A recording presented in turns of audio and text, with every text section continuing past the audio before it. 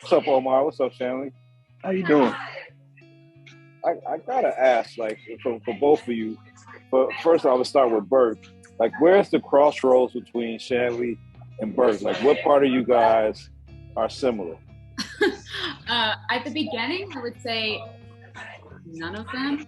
There's no crossroads, but I think first season, I'm from Florida and playing a cop from Long Island in New York City in the 1990s. There was a crossroad in me just being like, I don't know what I'm doing. But then in the second season, I think you see a little bit of my own inner stubbornness come out, for better or for worse. So I guess there's stubbornness and the determination to do what they think is right.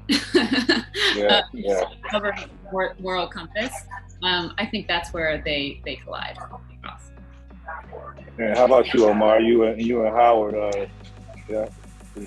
Me and Howard, I think the crossroads honestly is one thing, is that he's a chess player, you know, and I'm pretty damn good at chess myself.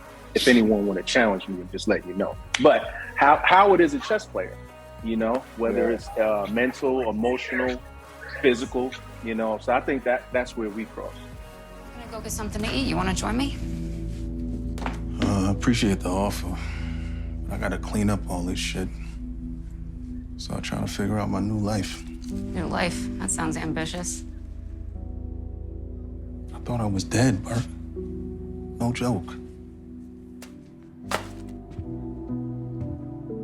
For a minute there in that hospital, I felt myself leave my body.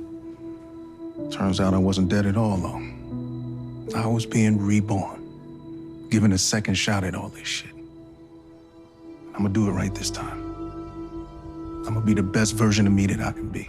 And I know, like, the power book universe has been successful and it has a great track record.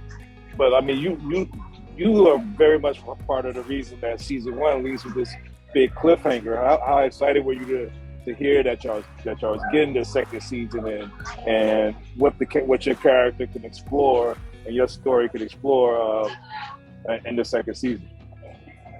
I mean, it's great. I mean, it's a testament to Sasha Penn, our showrunner, Courtney Kemp, and 50, and obviously stars in Lionsgate, like getting behind the show and just, you know, I think it's in the Power universe, but it's its own show. It's like this separate thing, and it's really exciting. We've got a great cast, we've got a great crew, the story, we've got great characters, and I just like the idea of what attracted me to it was, we know how Kanan ended up.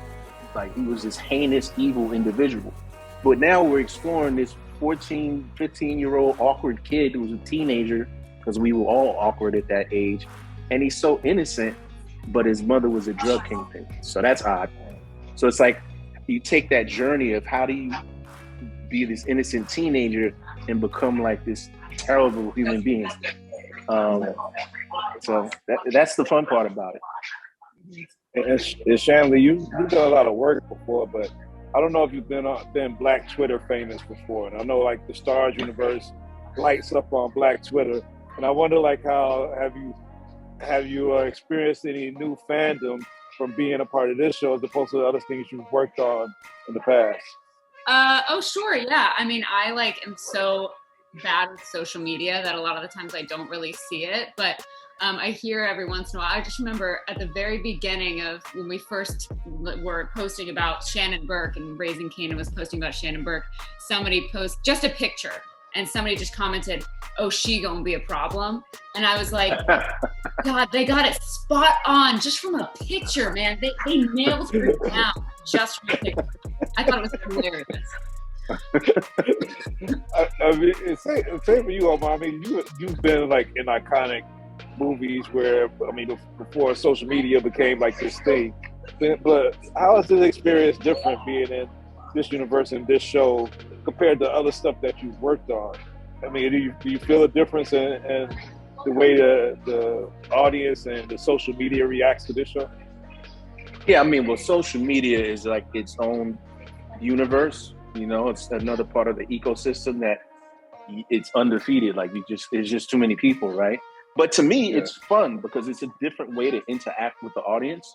It's more like hands-on. You can have conversations with an audience as you couldn't do before, and to me, it's refreshing. You know, it honestly is. It's just a different way of communicating with the audience as you know. I'm not saying as a celebrity, but like as an artist, you know. And people really dig the show. And so that's exciting to communicate with them. And that what Shay just said, oh, she gonna be a problem. It's like people have like in social media, there's like this ownership component that people have, like, you know, because they have that platform so they can say that. And then you see the sub discussions and people start going at each other and it's just all over like one tweet. So for me, that stuff is fun to watch, and I think it helps. If it's a good show, it helps it grow. Yeah. Well, thank you guys for your time. Omar, I'm stuck on Act 3. I'm still going to get you the rest of that email that I sent you earlier in the year. Okay. Although you remember, I got you, and I can't wait to talk to y'all again for next season, man. Y'all keep it going. Absolutely.